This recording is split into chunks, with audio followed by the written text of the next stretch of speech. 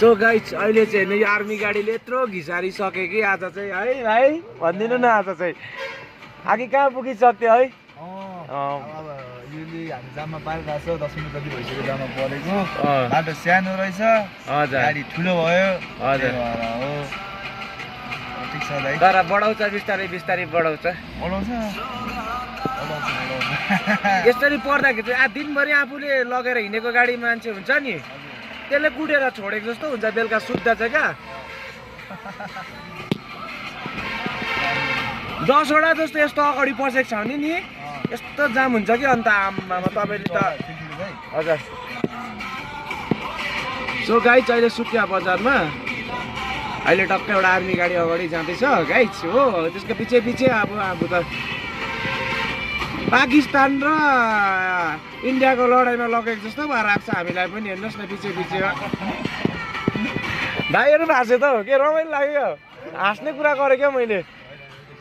ठिक छ हँसाउनु पऱ्यो नि त अरे भ्लग हेर्ने मान्छे त बेलुका यसो दिनभरि थाकेको हुन्छ होइन राति हेर्दाखेरि चाहिँ अब इन्टरटेनमेन्ट मजा आओस् न त्यो मान्छेलाई के कसो भन्नुहोस् है मजा आउनु पऱ्यो नि त्यो नबोली हिँड्ने खाले त कति खालको हुन्छ नि त्यस्तो चाहिँ हुनु भएन नि त मान्छे हो कैन भन्नुहोस् है आएको अतिथिलाई अतिथि देव भव हो के कसो भन्नुहोस् गाई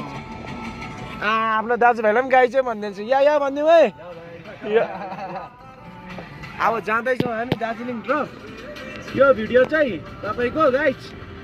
पूजन खड्का ब्लग पूजन खड्का फेसबुकमा पनि आउनेछ गाइस अन्त यो हेरिदिनु होला है सबैजनाले अब यस्तै छ आजको गतिविधि